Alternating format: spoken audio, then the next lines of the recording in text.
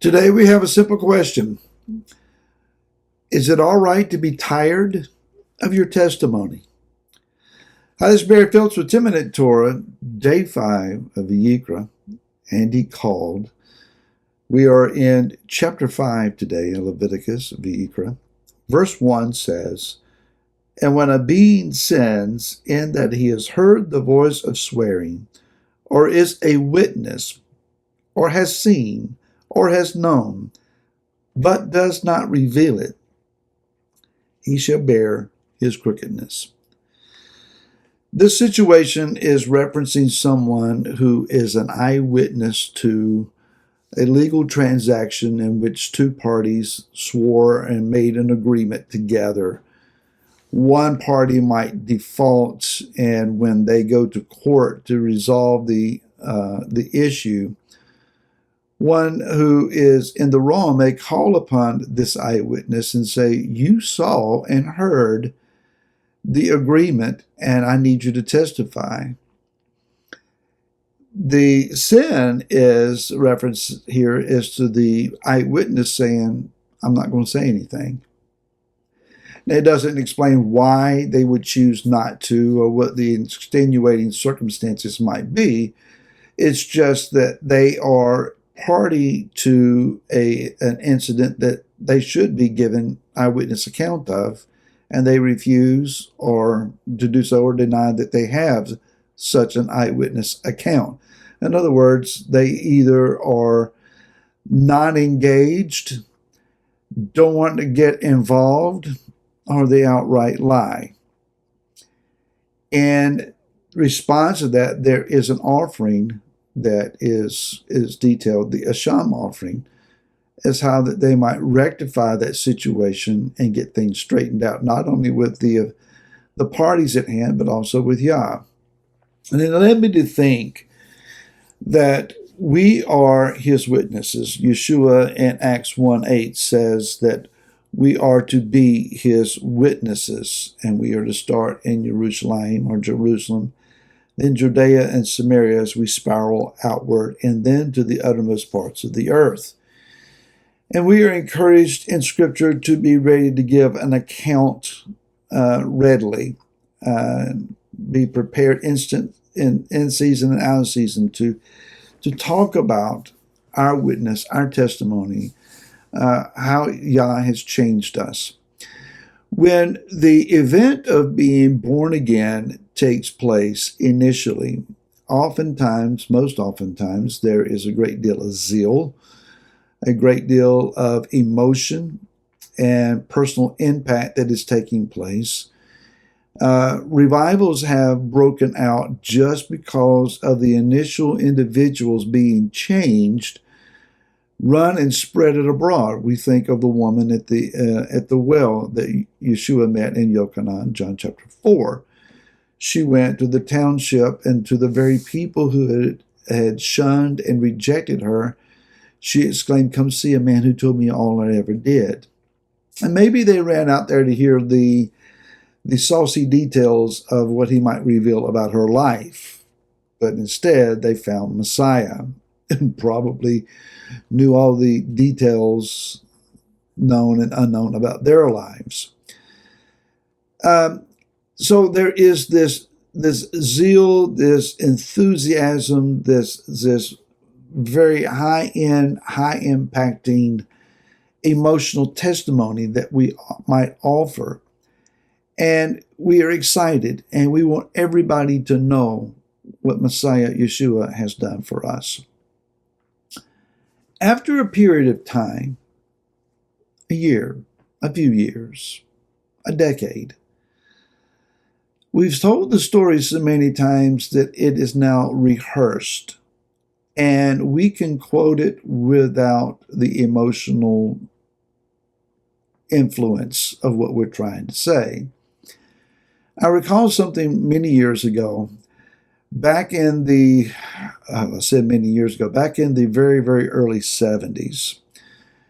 There was a young man who had gotten radically changed by Messiah, and he put together a band, a music group, and he had a powerful testimony of how a teenage friend of his died at a moment of alcohol poisoning by over ingesting alcohol in a single setting.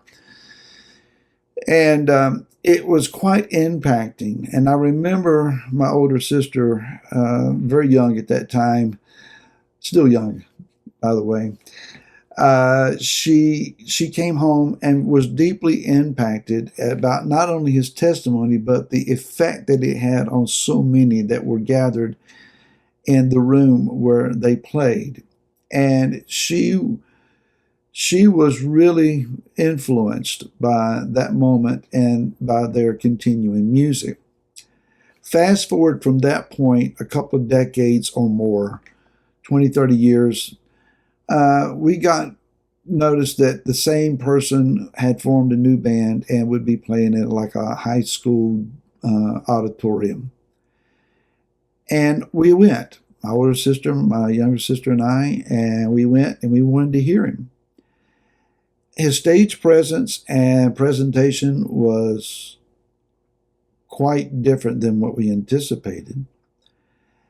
Music was non-impacting. It was okay, but it was just a non-impacting presentation spiritually.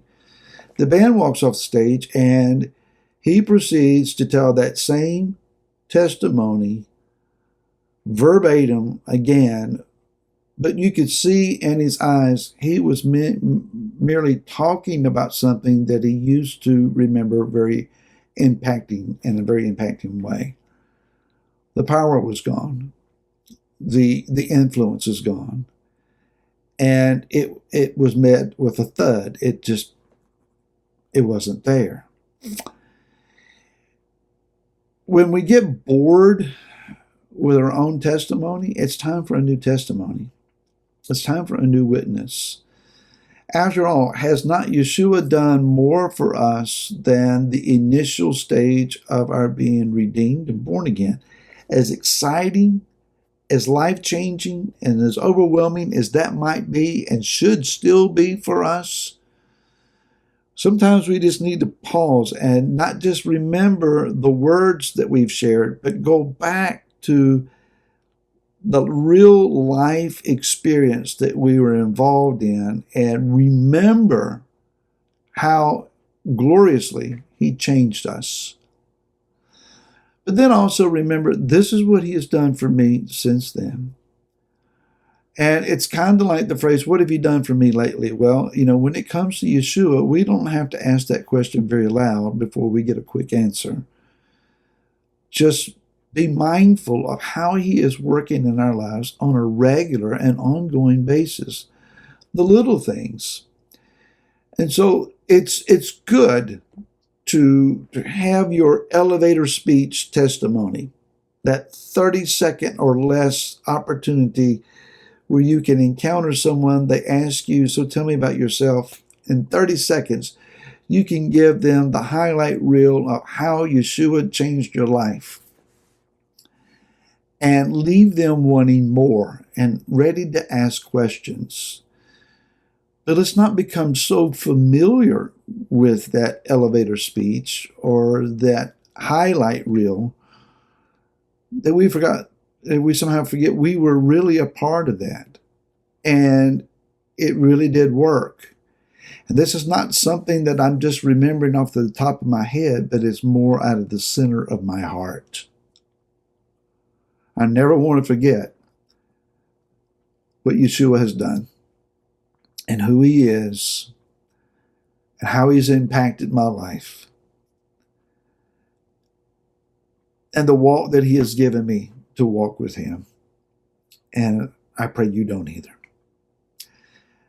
I want to take these last 30 seconds or so and just from the center of my heart again, give thanks for you, for your kind comments, your liking and subscribing to the videos, for tuning in on a regular basis, for sharing in your social media. All of that is so important. For your prayers is vital for us. Shabbat shalom to you. May this truly be a day of rest with your King. And until next week, Shabbat Shalom.